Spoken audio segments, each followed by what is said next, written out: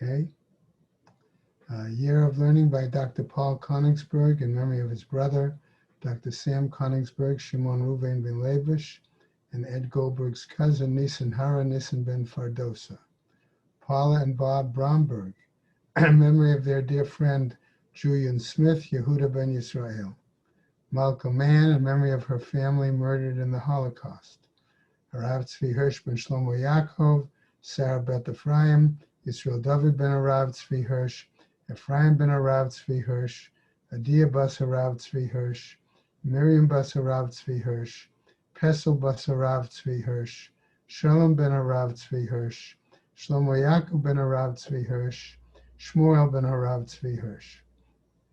Many friends of Dr. Marvin Blush, Moshe Shalom ben Yitzchak Halevi, friends of Toby Paris, Sarah Tova bat Yisrael Dov, friends of Malka Levi, Malka bat Yosef, friends of Avi Gitler, Avram Meir ben Shimon, Cheryl Schur, her children and grandchildren, in memory of her uncle, founding member of BRS, Dr. Israel Brook, Yisrael ben Harav Akiva. A month of learning sponsored by Lynn Rappaport, in memory of her husband, Avram ben Sion HaKohen. May the Shemas have an Aliyah, Kranka Rafia, Velti Yashir, Shema Taliyah, and L'chol B'nai Yisrael, a good Gaben Shkiar. Okay. Since we're recording this shiur, I will start starting a few minutes. We called it 8:25, but we'll see. I know Ted had problems getting on yesterday because of internet issues, and Derwin hopefully will get on at some point. Okay, Gemara, starting on Nun Bet Amud Beis, the very bottom of the Amud, the new parak. Okay, one of the things that make this parak different from our previous study was the fact that up to this point we looked at the tchumim and the making an eruv by the individual. Now we're switching to what is done vis-a-vis a city. Okay. So Gemara asks, Ketzad ma'arvin et ha'arim? How is it possible that we establish the Sabbath boundaries, the tchumim, for a city? Bayit nichnas, bayit yotzei. You have houses that, so to speak, stick out or extend, and you have others that are inside the perimeter, the walls, okay, or the area of the city if it doesn't have walls. Pugum nichnas upugum yotzei. Okay, you have also here pugum, according to Art Scroll, is a tower, okay, but you have again the walls. If it does have walls, they may be structured in a certain manner because of geographical situations. Hayusham gedudayot, there were ruins. Okay, then we'll see what happens. Okay, welcome. All right, so if there are ruins in the city, and they're high ruins, asarat fachim, they are as high as 10 tfachim. Okay, so that's another issue, right? Now over to Nun Gimel Amud Aleph, right? Well, what happens is the Gemara, Ugsharim, if there are bridges, Unefashot, let's say there are monuments, tombs, okay, that are in the, just around the outside.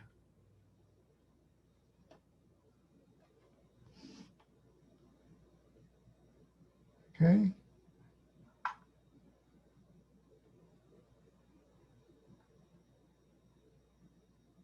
Okay. Your bandwidth is low. Okay, on your phone. Right? So what happens then? Okay, if you have remember they buried outside the general area of the city. And so what happened then? Okay, do you include these monuments in the boundary parameter of the city? Ted, can you hear me?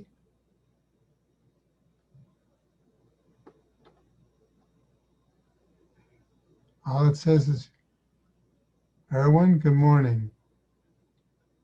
Ted, hello, you on? I'm here. Okay. So we just started the Mishnah saying that you have various situations with regards to the city. If it's a walled city, the walls, the towers, there could also be other items outside the walls of the city, like monuments, tombs, okay? And so things like that. So how do you determine the Eruv for a city is where we're headed in this particular example, this Mishnah, and it's a new topic. So the Gemara then continues, what about these gates, these bridges or these monuments, okay, tombs, yesh bahen beit dira, that attached to them or underneath them are places of residence, right? Motzein et hamidah kenegdan, okay, says the Mishnah. We take a measurement from them, okay? Va'osinota kemin tavla merubah. We consider the area of the town like a square tablet, okay? And that's what we use as the model. Kadesha yehe nishkar et hazavuyot, so that people can have the benefit, a reward, the gains of being able to go into the corners. Now, the Gemara is a long Gemara here, but it's mostly Agadata. Okay, so we'll go through it the best we can, right? So based on this Mishnah, we find the initial question that the Gemara asks is a machloket between Rav and Shmuel. Okay, Rav u'Shmuel, chad tani ma'avrin. In other words, based on the wording in the Mishnah itself, right, where it said, okay, what do we do, right? Okay, do we understand the Mishnah as teaching it with an ayin, that it's like a woman who's pregnant, okay? In other words, you have bumps sticking out of the city, and therefore, how do you determine, okay, the area? V'chad tani me'avarin, and one teaches it with an aleph, like limbs, okay? The limbs of a person stick out, okay? Does that add additional area to the person? If you stick your arms out, okay, that's a lot different than if you're standing with your arms against your body, okay? So, Mam Datani Ma'avrin, the one who taught it based on the concept of limbs, right? Aver. Again, you have one limb, another limb that sticks out, right? Okay, and therefore that's the issue. Uman Datani Ma'avrin, and the one who taught it with the ayin as if it's based on pregnancy, ki isha ubara, like a woman who is pregnant. Okay, so the term, what term was best used in the Gemara, right?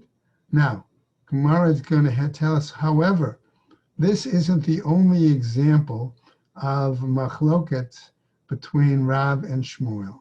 And it's now going to list us a number of other machlokot between them. Okay. First example, Marat HaMachpelah. Okay. Right. The cave of the burial place in Hebron of the Avot and Imahot. Right. There's an example. That's another example. Rav u'Shmuel, the two of them. Chad Amar Shnei Batim Zeh Lifnim Mizeh. One says that there are two, let's call it houses, rooms, one inside of another or one behind the other. Okay? Right? So the other says, V'chad amar bayit va'aliyah al gabav. No, the other says, no, there are two rooms, but one is on top of the other. That's acceptable to the one who says one is on top of the other. Okay? Right? Namely, machpelah.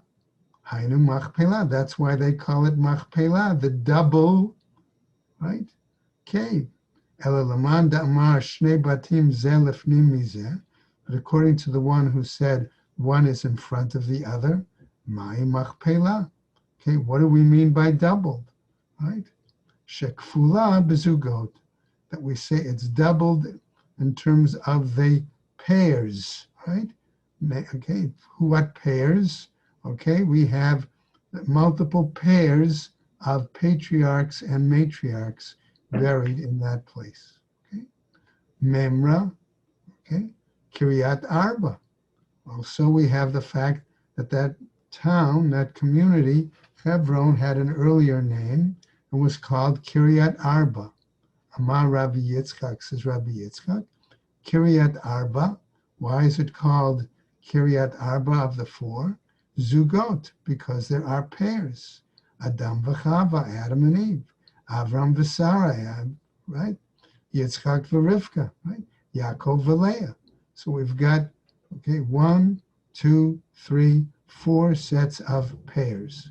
That would give us the reason for Kiryat Arba. Another example of a machloket. Vayhi b'yamei Amraphel, says the pasuk, right? It was in the days of Amraphel, okay? Citing the pasuk there, okay, from Genesis, right? What happens?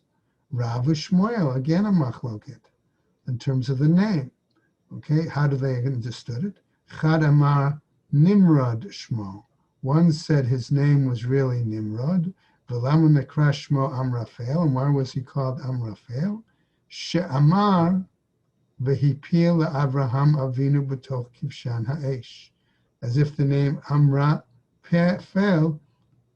was composed of Amar, he said, and Hipil, he forced through Abraham into the burn, into the furnace, right?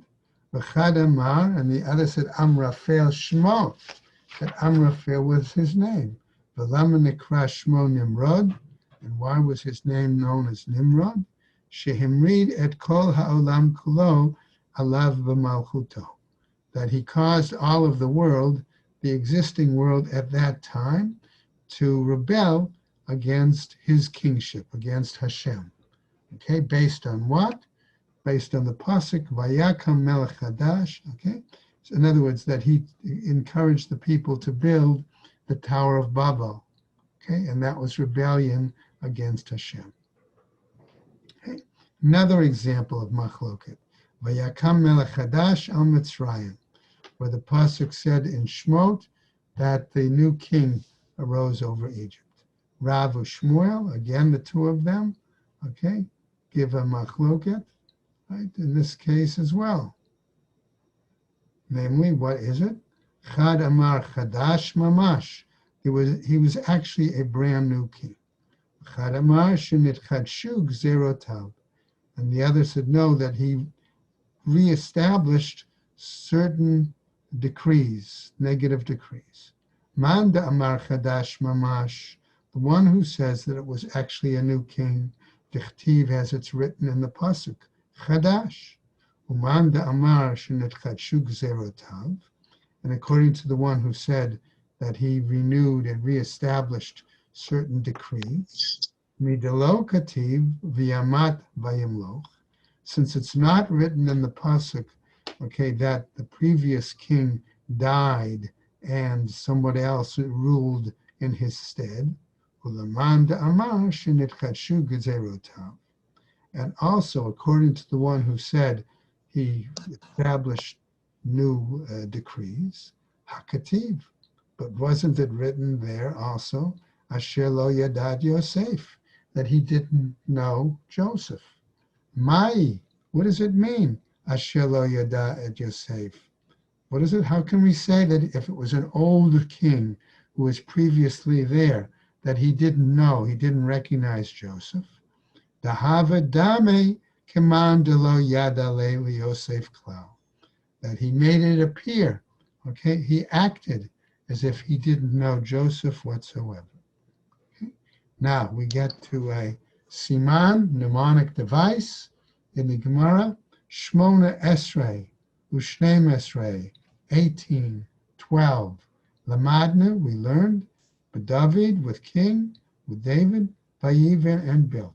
Okay, telling us the next few statements also continue, all right, as follows. Okay, Amar Rabbi Yochanan. It says Rabbi Yochanan, Yudchet Yomim Gadalti Eitzel Rabbi Yoshia. This was when Rabbi Yochanan apparently was a young man, and he first started studying, okay, and he's telling us that there were 18 days that I grew, in other words, that I was initially learning under Rabbi Yoshia, Baribi, Rabbi Yoshia the esteemed, the great. Now, just for our side benefit, we should know that Rabbi Yoshia was considered the last generation of Tanaim, was considered a major personality because he was the one, or among the ones, who established the Tosefta, a group of Braitot that, and collected them, okay, that Rebbe did not include in his Mishnah. Okay, so Rabbi Yoshia Berebi, he earns that title Berebi, the esteemed, okay, so to speak, because of his status. Okay, V'lo lamadati mimenu ela davar echad b'mishnatenu, and I only learned, he says, Rabbi Yochanan, one element of this Mishnah, Keisham Avarin et Ha'arim ve'elef. Okay, how do we encapsulate, okay, so to speak, the cities using an aleph? In other words, limb by limb, that because there are parts of the cities that stick out, just like limbs can stick out, that's how we have to be careful. All right, about how to structure the tchumim. Aini, is that really the case? V'hamar Rabbi Yochanan. But elsewhere, didn't Rabbi Yochanan say, Yud bet talmidim hayu le Rabbi Yoshia baribi, that there were these 12 major disciples, students, that were associated with Rabbi Yoshia baribi. V'yud chet yamim gidalti b'neihem, and the 18 days that I was learning with them, as part of them, v'limadati leiv kol echad ve'echad, and I learned, he says, the heart, in other words, the nature, the character of each of these other 12 students, okay? V'chachmat kol echad ve'echad, and I also learned the wisdom, the intelligence of each of these. So the Gemara challenges him and says, Leiv kol echad ve'echad, the character of each one, v'chachmat kol echad ve'echad, and the wisdom of each one, gamar, that's what he learned. Gemara lo gamar, okay, and the actual serious learning, okay, textual learning, he didn't learn. Ibayatema. Excuse me. And there are others who explain the story this way. Didho gamar, okay, mine, okay, dide lo gamar. From them, okay, he did learning, but from him, namely Rabbi Yoshia, he did not learn serious learning.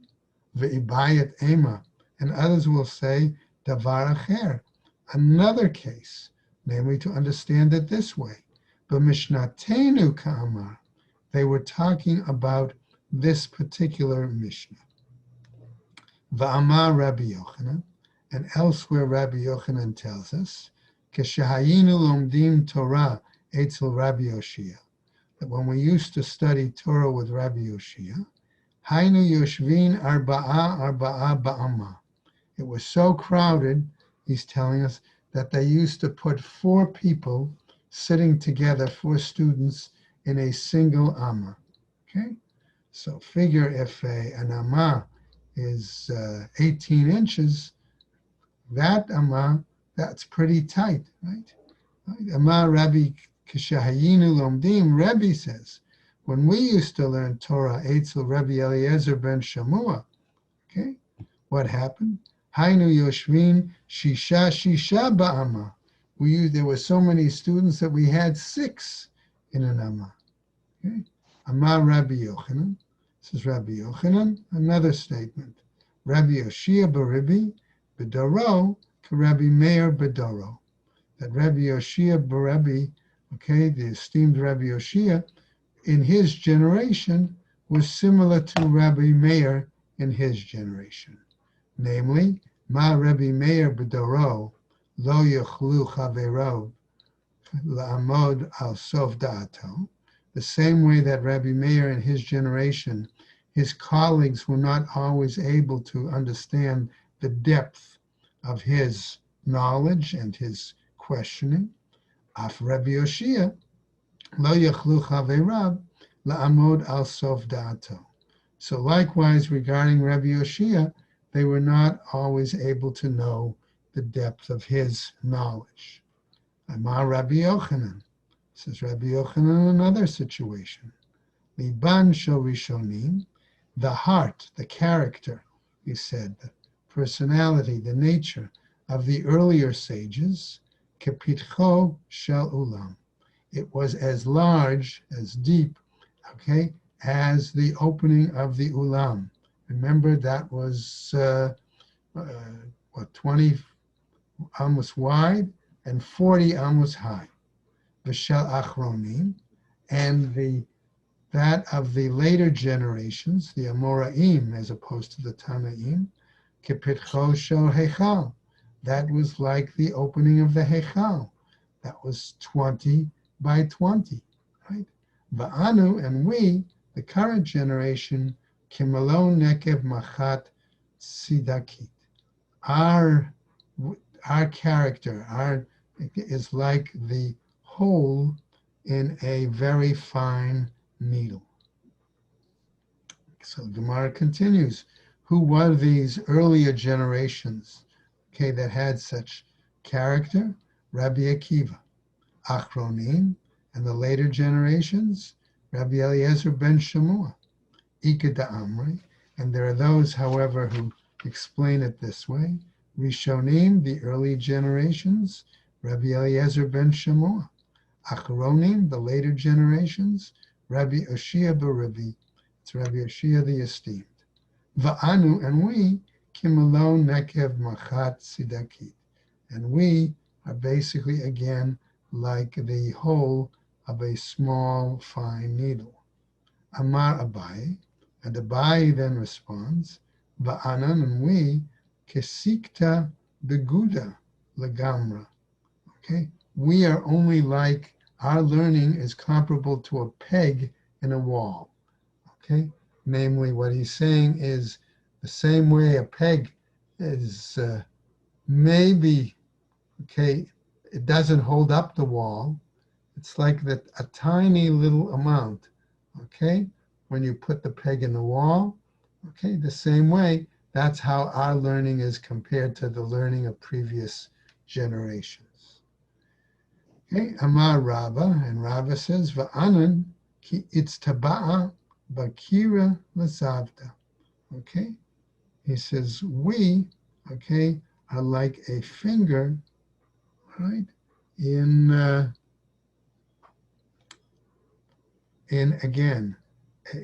a small wall when it comes to logical reasoning, right? The svara. Amar Rav Ashi, and Rav Ashi then says, Anan, we ki etzba'ata bebira l'shichacha. And we, he says, our learning is comparable to sticking a finger into a pit, a large hole, okay? And that tells you how much we have forgotten. All that other area in the pit is basically other learning. Okay? So in other words, the implication here is that later generations felt they did not have the knowledge, okay, and the reasoning ability as to previous generations. Okay? Amar Rav Yehuda. Now a new statement. Amar Rav, in the name of Rav, B'nai Yehuda, shehikpidu al lishonam. Okay? Getting to a new topic here.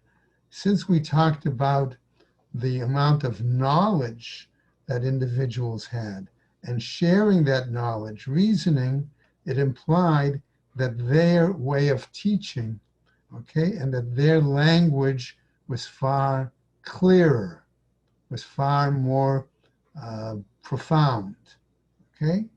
So what happened? He says now there is a difference between parts of Eretz Yisrael in terms of how clear their language was, how precise their language was. Okay? Okay?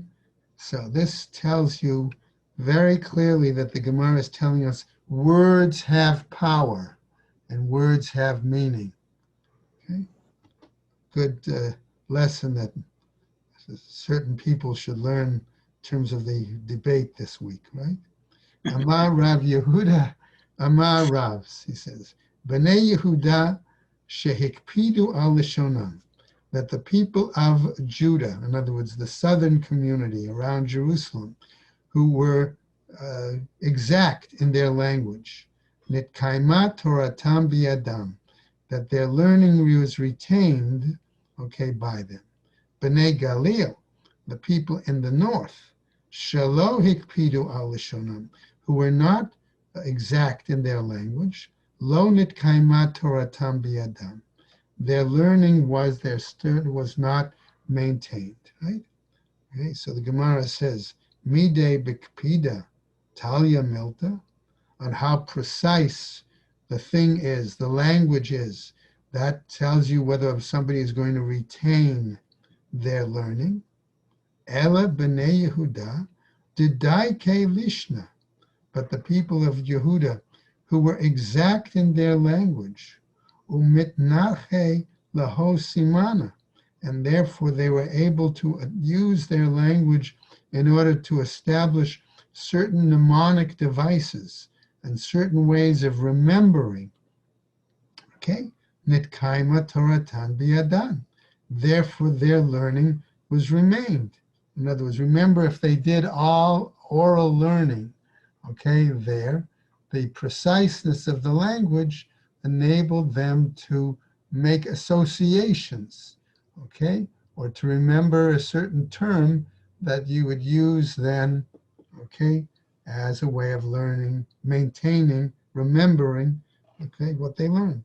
B'nai Galil, Delo Daike Lishna, that were not exact in their language, Velo Mitnache Laho Simana, and therefore they were not capable of establishing mnemonic devices, okay? Lo Nitkaima Toratan Biyadam, okay, not able to maintain their Torah study. Chronologically, this isn't the split between the 10 tribes and the 2 tribes. Not necessarily, okay? Right? This is probably referring to much later, okay, that you had, okay, I don't think it refers to the two, let's say, kingdoms, okay, or the difference in the tribes. It just may be a reference to the fact to what degree, okay, and we're going to see, the Gemara is going to go into this in more detail, because apparently pronunciation was different up in the north than it was in the south. And the best example I can give for all of us to relate to is that, you know, even in the United States, there are certain terms that are more local, okay, right, Yeah. than other terms. For example, what's tonic, all right? Some people would call tonic another term for soda. Others would say tonic, well, that's something What? like a medicine. Some would consider tonic. Right? Okay. But there are other examples, okay, of terms. I mean, that's what came to my mind initially. Okay. Okay. But that could be, but also the pronunciation. We're going to see. The Gemara is going to give us examples, all right, that get a little extraordinary, right? Now, Bnei Yehuda, Gamru, right? Mechad Rabbah. Okay. What also made the difference? Those in Yehuda learned from a single teacher. Nitkaimat Toratan biyadam. They able then were to maintain their learning. Okay. They had the Masorah of that particular teacher, and therefore they would not get confused. Okay. Bnei Galil, Delo Gamre Michad Rabbah. Those who lived in the north, okay, who did not necessarily learn from a single teacher, but may have gone to multiple teachers, Lo Nitkaimat Toratan biyadam. They were not able to maintain their learning on the same way, because maybe they learned one version of a Mishnah from one teacher and one version from a different teacher, or they learned a Braita from one, in other words, that they could get more easily confused. Ravina Amar, says Ravina, Bnei Yehuda the Galu Masechta. Okay, that in the area of Judah, okay, he said they also had a different style of teaching, namely that they would publicly announce and reveal in advance what the topic was going to be, what Masechet they were studying. Okay, that was the case. They would do that first, right? So the students could know, either prepare in advance or that they could know what the topic would be, right? So therefore, Nitkaimat Toratan biyadayim, their learning was retained. Bnei Galil, Delo Galu Masechta, in the north, where they did not either teach in the same manner, they didn't either reveal the topic in advance, or they didn't spell out the topic clearly, okay? Give the reasons for what they're learning. Art Scroll wrote note 31 on 53A3 gives a couple of examples to there, by the way, that they didn't do that. Lo nitkaimat Toratan biyadam, they didn't retain their Torah. David, Gali Masechta. King David, when he would teach, he would indicate topic in advance. Shaul lo Gali Masechta. Saul did not do that. David, the Gali Masechta, Ketiv Bey. How do we know that David, okay, when he would teach, he would teach in the manner of telling the topic, present it in that manner? Why? Because it says in a pasuk, Yirecha Yiruni v'yismachu. Okay, namely that those who revere you will rejoice. But Shaul de lo Gali Masechta, and Saul that did not, okay, spell it out clearly, okay, the material. Kativ Be, it was written, El Kol Asher Yifneh Yarshia. Whoever he would turn, okay, one would become be inaccurate, be full of mischief. Okay, on Nun Gimel Amud Beis. We'll try to move a little bit more. Amar Rabbi Yochanan, Minayin shemachal lo HaKadosh Baruch Hu al ota avon. How do we know, therefore, since we mentioned King Saul, okay, that God forgave him for that same terrible sin, namely the sin of killing the Kohanim in the city of Nov? Shneamar, Machar ata ubanecha imi, okay, tomorrow you and your sons will be with me. Okay, when they die, namely what will happen?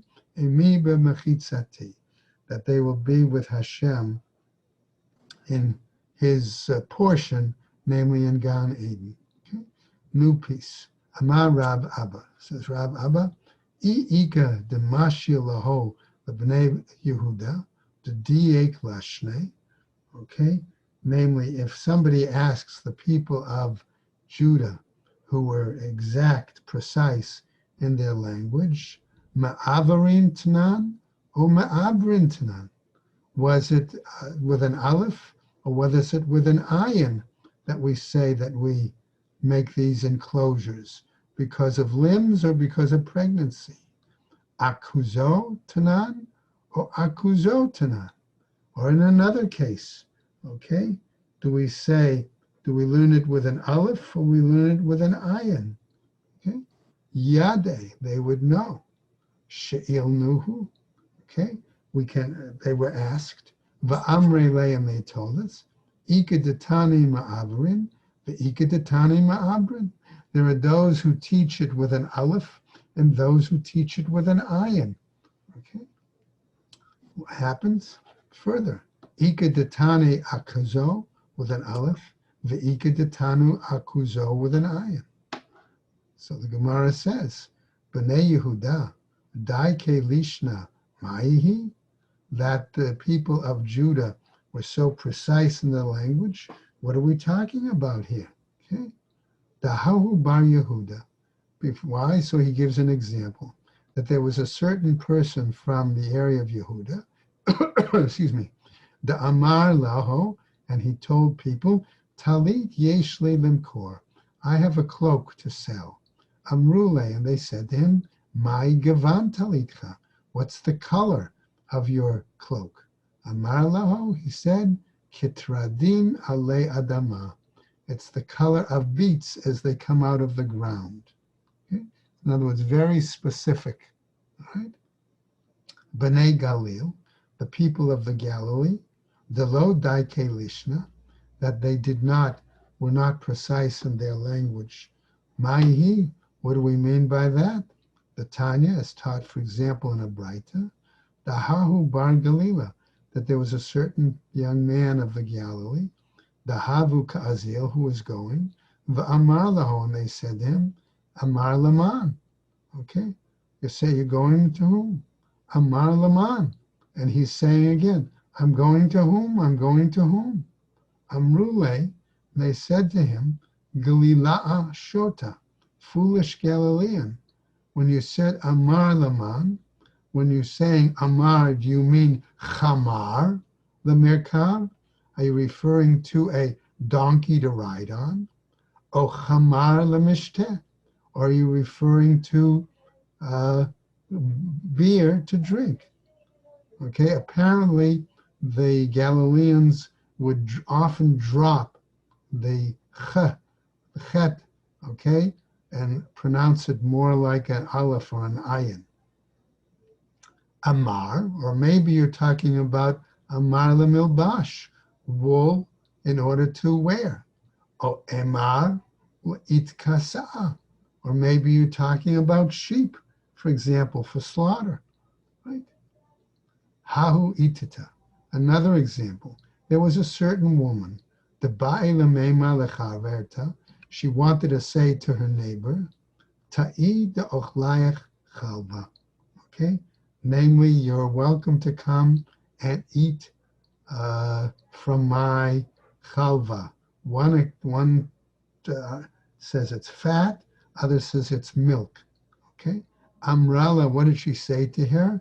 Shluchati tuchlech lebaya. Instead, she says to him, I'm going to send you so that you'll be eaten by a lioness. Okay? Hahi itita, there was a certain woman, okay, the acha lekame de daina, that she came before a judge. Amrale, and she said to him, Mari kiri tafla havitle v'genavuch min. Okay, what did she say to him? Okay, she said before the judge, instead of Mari, my master, Kiri, slave, Tafla Havitli V'ganavuch min. Okay, I have this beam, or this pole, right? And what happens? V'ganavuchmin, and they stole you from me. V'kado havit, right? Okay, and what happens? All right, turns over. Dekad shadaru lach iluya, right? Namely that, what did she say? And I have a board. What did she say instead? That this board that you're on, okay, they're going to hang you on it. Lo mate kara'ech arare, and then your feet won't even touch the ground. Okay. Now, Gemara wants to emphasize this difference in language and pronunciation. Amhata debe Rebbe, the servant woman in the house of Rebbe, okay, ki hava mishta'eh b'lashon chachma, when they wanted to talk euphemistically, okay, or they wanted to talk enigmatically, right? They wanted to use code language, okay. Amra hachi, they would say as following, right? Alat nakvat bakad, that the ladle is hitting the jug. In other words, if she wanted to find out from Rebbe, if he wanted to have the students leave because they had eaten up all the food prepared for that meal, okay, so she would tell him the ladle is hitting the jug. Yir'un nishra v'kinehun, let the birds return to their nests. V'chad hava bai d'liyadvun, okay, and if this ladle, if the jug was full, and they were able to come and sit, okay, and stay, hava amralahu, she would say to the students, Ya'ade batar chaverta mine, okay, right, that it's all right. Ya'ade would be like to remove the stopper from the jug, okay, right? Vatit kafe alat bekad ki ilfa da azla biyama da Rabbi Yossi bar Asya. Okay, and what would happen? Okay, there, that removing the jug, okay, right, we would see as follows on the next, right, right, that you could, that it's like a ship, ba'alfa da azla biyama, a ship that's floating on the sea. Okay, in other words, the ladle is floating on the, what do you want to call it, chalant, the food, the soup, whatever, and therefore there's plenty enough to feed them. Okay. Rabbi Yossi bar Asyan. Okay, so now other examples of enigmatic language. Okay, what Rabbi Yossi would do, ki hava mishta'e b'lashon chachma, when he wanted to speak in enigmatic language, okay, what did he would say? Amar, he would say, Asuli shur b'mishpat, make me a ox for judgment. Batur miskein, in regards to a mountain that's dangerous.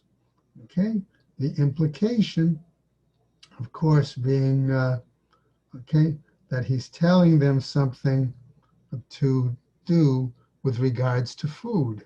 In other words, what he really wants is, since the ox is usually red, he wants beets, okay, and right, and he wants it with something attached to it spicy, namely mustard.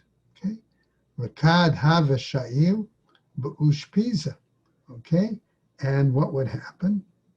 Right, we also know that when he would come to a inn-house, he would ask the owner of the inn, Amar Hachi, Gavar Pum Din Chai, okay, that he would also raise this question in terms of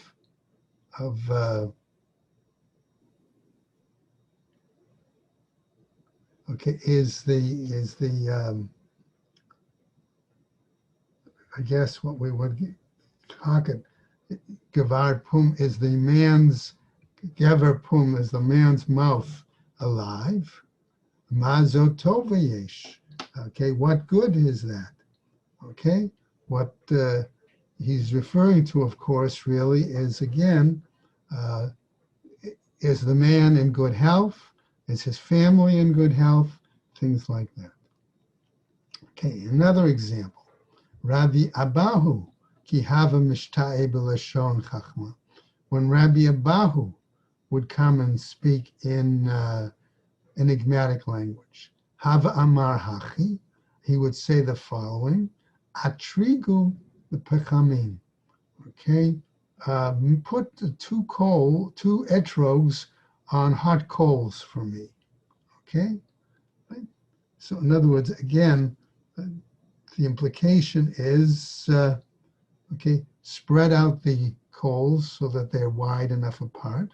Okay, arkiu lezahavim. Okay, and spread these etrogs on them. In other words, I want you to heat up the coals for two animals. Va'asuli shnei megidei ba'alta. Okay, and make for me two speakers from the darkness.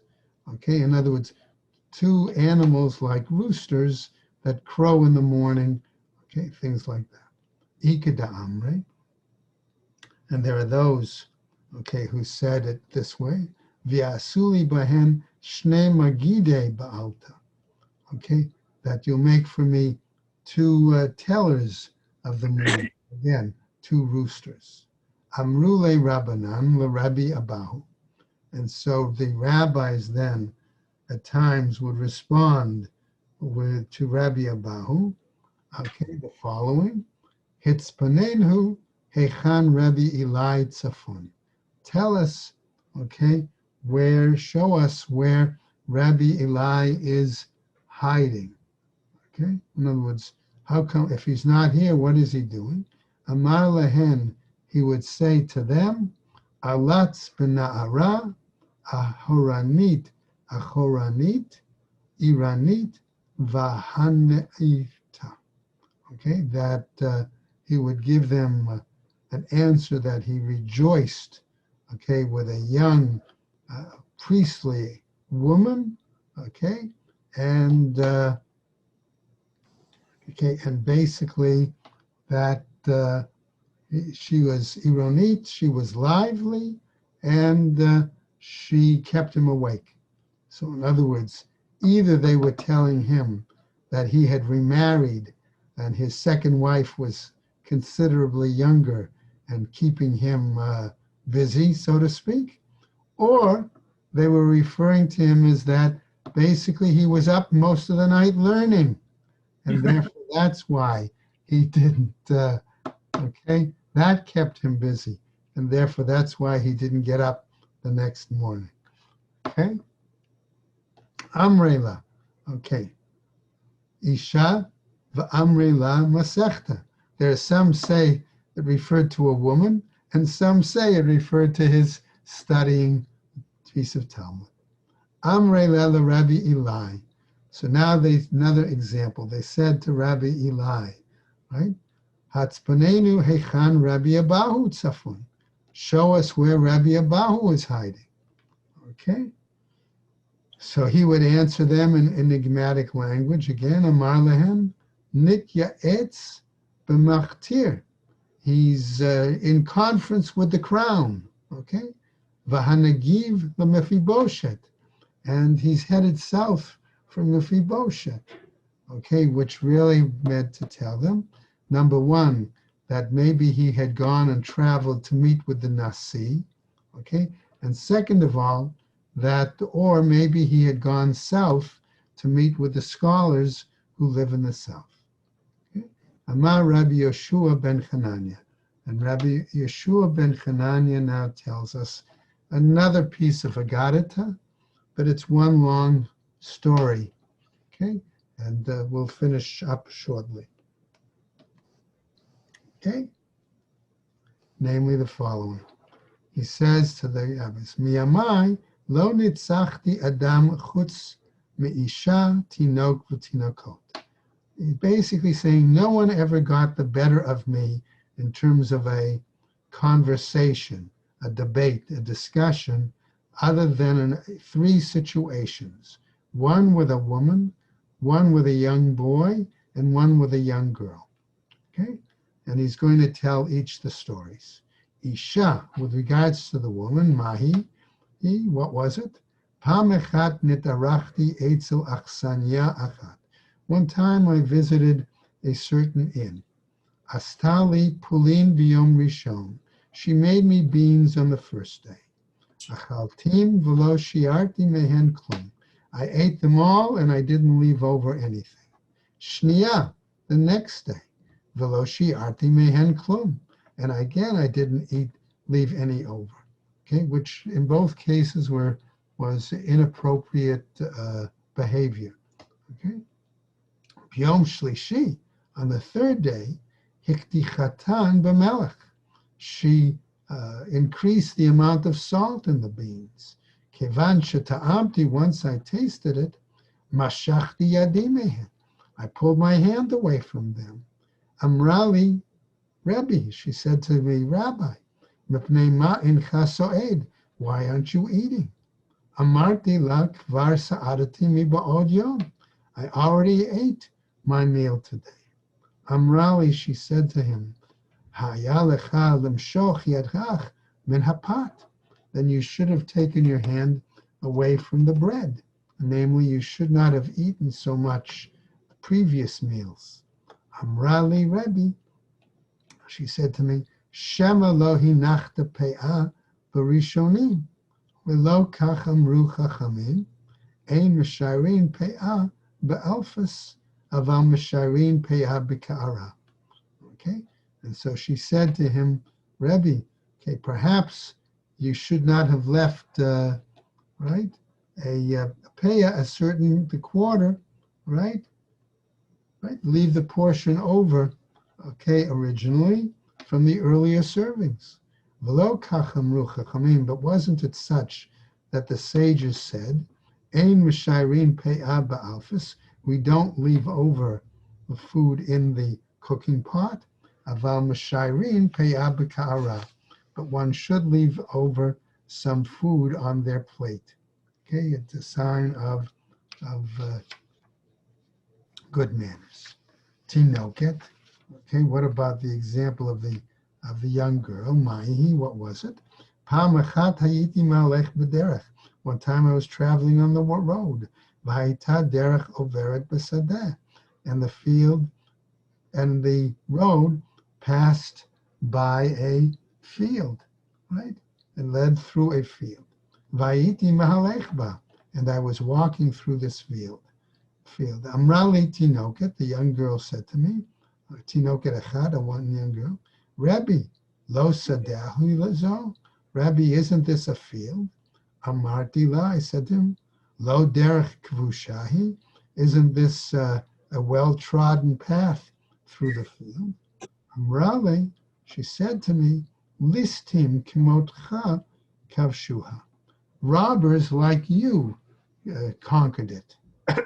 In other words, people should not have gone through the private property of the field, but so many people, okay, took it themselves that's the case. Okay, in other words, they went on private property instead. Right? That's what she was implying, and you shouldn't have either, Rabbi. Okay, Tinok, a young boy, Ma'ihi, what happened there? Pam echad hayiti malech b'derech. One time I was walking along the road. V'ra'iti tinok yoshev al parshat drachim. And I saw a young boy sitting at the crossroads of the street, of the roads. V'amarti lo, and I said to him, Be'ez derech neilech la'ir, which direction shall I take to go to the city? Amar li, he said to me, Zok tzara va'aruka. This is the short one and the long one. V'zo aruka uktzara. And this is the long one and the short one. V'halachti b'ktzara va'aruka. And I went on the short one and the long one. Kevan shehigati le'ir. When I got to the city, Matzate shemikifinota ganot upardasim. And when I got towards the city, I saw it was surrounded by gardens and orchards. So there was no path to get through to actually get to the city. Chazarti la'acharai. I went backwards to the crossroads. Amarti lo, and I said to him, Beni, hello, amart li ktsara. Didn't you say that was the short route? Amarli, he said to me, Velo amarti lach aruka, but didn't I also say it was the long route? Okay. Nishkativ al rosho. I kissed him on his head. Va'amarti lo, and I said to him, Ashreichem Yisrael. The Jews should only be praiseworthy. Shekulchem chachamim gedolim, atem migdulchem v'ad ketanchem. That you grow up to be wise from whether you're old or whether you're young. Okay, and the next item, okay, is again a story which I'm just going to go over real quick to finish up. Okay, Rabbi Yossi Glili, Havika Azil Ba'orcha. Rabbi Yossi Glili was going along the road.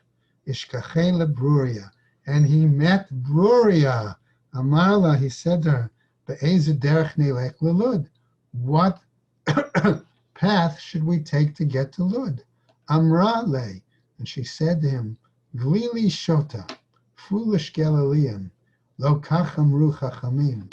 Didn't the sages say, Al tarbeh sicha im isha? Don't spend a lot of time talking with women. Hayalecha lamar be'eza lelud. You should have simply said, what direction is Lud? Okay, now, Bruria's story is going to continue on to the next Amud, okay? And so we're going to stop right there on the bottom of Nun Gimel Amud Beis, and we'll continue tomorrow, okay? Now, I asked, real quick, guys, I asked the rabbi how long he thought davening was going to be on Chol HaMoed. He figured that we got to figure it's going to start at 7:30 with Yishtabach, but it could still run as long as an hour and a half, or close to an hour and a half. So the question is, at what time do we plan to do the daf for next week?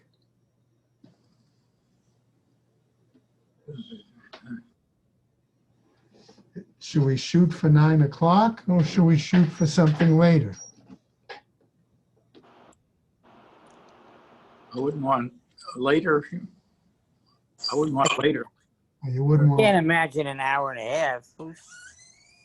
Well, we've got Torah reading, we've got Hoshanas. And you got Hallel, but you don't have,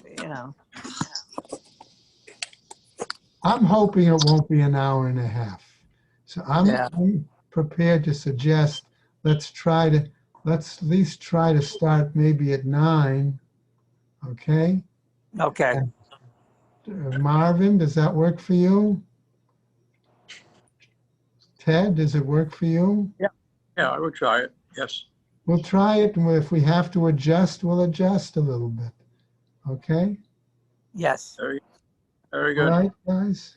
Okay, I will let Andrea know that for that week, that's what we'll do. All right, everybody stay well and take care. All right? Okay. Have a good day. Take care. Right. Bye-bye. You'll need the lines to come back to I my. got that. Okay, ridiculous. That's nice. Got out of there. Exit. Leave.